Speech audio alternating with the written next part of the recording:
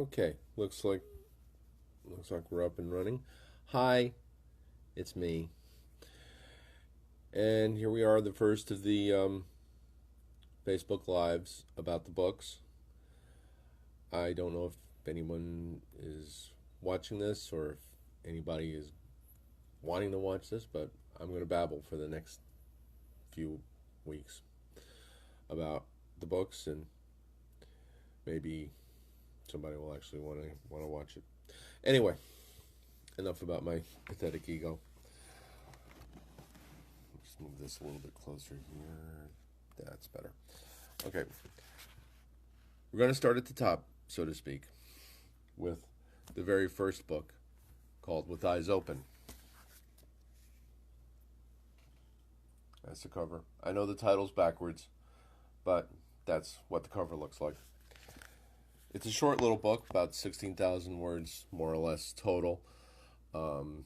There's two stories in it. One titled With Eyes Open, which is where I got the title for the book. And the second, which is called The Voice in the Darkness, which I often refer to as an unintended sequel, because when I started writing it, I actually had no plans on making it a sequel to With Eyes Open. So, starting at the top. Where did the idea for these come from? You ever be sitting in a room by yourself and you know that you're alone, but out of the corner of your eye you see movement, and you look and there's nothing there, and you think maybe it's your pet, but your pet's on the other side of the side of the room? You know, it's your mind playing tricks on you. But I started thinking, what if there's another race of beings living here on Earth with us that we can't see, we can't touch, we can't interact with them? And what if there was somebody who could see them, touch them, and interact with them? And that's where the Adichas came from. I never really explained where they come from. It's merely said that they come from somewhere else, another planet or another dimension. Never really get into that. Doesn't really figure that deeply into the story itself. It also grew out of an experiment that I was running. I'd gotten a little stuck working on some stories, hit a little patch of writer's block, and I had read somewhere that as a means to get out of the writer's block, to turn on the television, select a channel randomly, and write down the first line of dialogue you hear. And I did that. And that line was, "Isn't there something you wanted to tell me about your wedding, about your marriage?" And that's how it started. Excuse me. The elixir of life. And that's where it started. The main character, Mira, grew along the way as just an average person. Yeah, she does have a little special ability, being an empath and being able to sense the emotions of the people around her. But that's really what makes her ideal to be selected by the Adichas. I don't want to go too much into spoilers here, because I really would like somebody to buy the books, and I don't want to give too much away. Suffice to say that Mira ends up spending the rest of her natural life, which now stretches into centuries,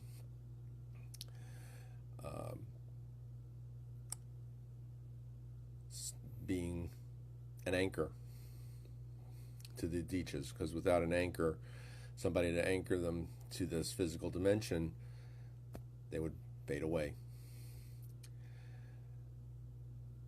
It's one of the shorter stories I've written, somewhere in the neighborhood of about 7,000 words. Excuse me. And when I finished it, I really wasn't thinking about a sequel. I was thinking about, okay, this is, excuse me, this is a neat little story, and we'll see what happens. And so time goes by, and I come up with an idea for A Voice in the Darkness. And I created the whole series of characters and the whole situation of in the near the end of the 22nd century, fading memory. Toward the end of the 22nd century, a scientist working on a project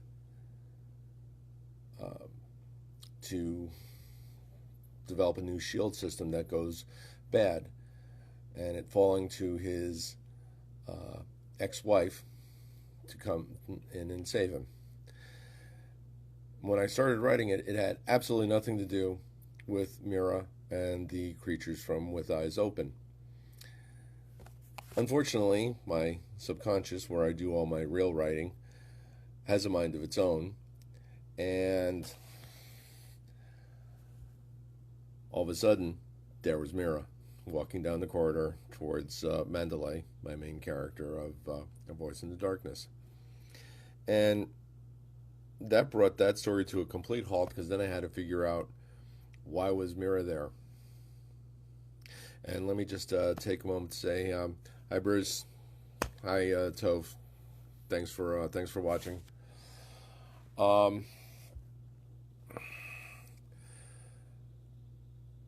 So there I was, stuck for a few minutes, closer to years actually, trying to figure out how Mira and the Aditchas fit into the story. And then, like as usually happens, I was rereading what I had written, and it's like, oh yeah, obviously this is what happens next. That happens more frequently than you might think. But once I figured out that the relationship between what was going on with the experiment that was being run and its effect on the creatures, then it kind of figured everything out, and then I just had to nail down the details. Like I said, it was never intended to be a sequel, but I think it turned out to be a pretty good one, and it is still open for, yes, another sequel, which I may write down the road. And hi, Crystal. Nice to see you again. Thanks for watching. And my mind just went blank. Excuse me. This is a little hard for me because I have to talk about myself, and I'm not good at that. Now, the stories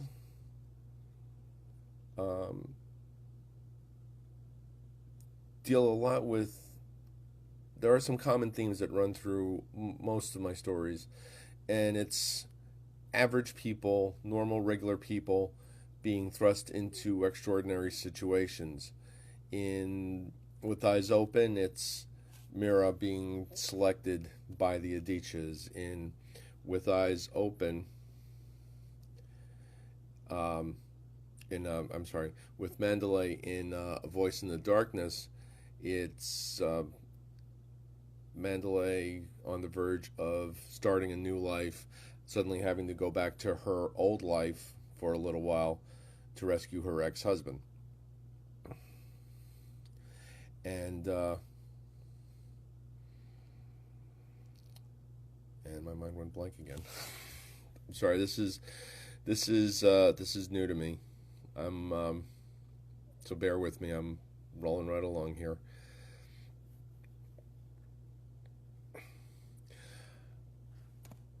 Even though the original story With Eyes Open is set more or less in present day, I don't really spend a lot of time dealing with dealing with the present day. I'd try not to let real life intrude into the fantasy world too much. In with a Voice in the Darkness, I did do something a little different. Usually, I have my characters either just starting a relationship or already in a stable relationship. I decided to make Mandalay and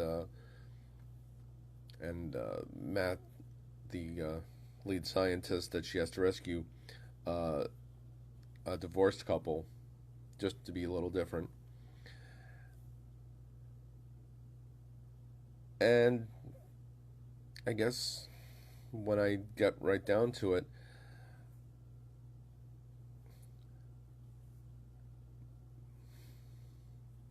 I'm sorry, I really should have prepared for this better than I have. um,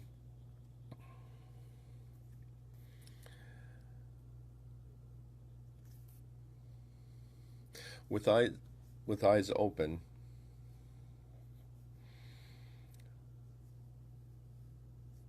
okay.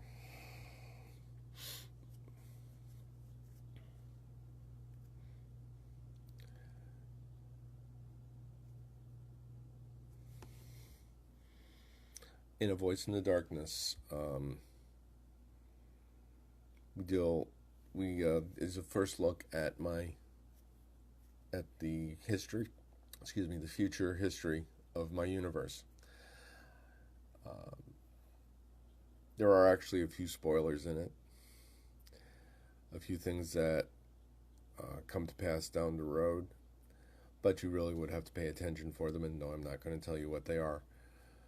So that's just a brief look at the first book, With Eyes Open.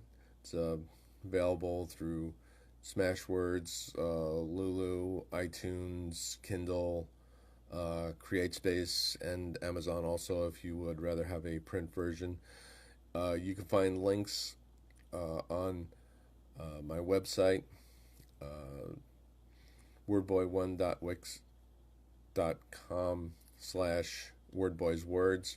I'll put that in the comments section below after we get through this. And sorry if this seems a little shaky, guys. I appreciate you watching, and I'll try and do better next time, which will be in about 2 weeks because I have to work this around my work schedule. Unfortunately, I was born brilliantly creative, not rich, and I'll be better prepared next time. I'll actually make some notes and be able to work off of that. So again, I'm sorry if this is a bit might be a bit short, or if it's a little hodgepodge first time, and I'm not used to speaking. So hopefully next time will be better. Let me know how bad it was down at the bottom, and thanks for watching. Again, there's the book, With Eyes Open. And thank you for watching, and take care, guys. Be well.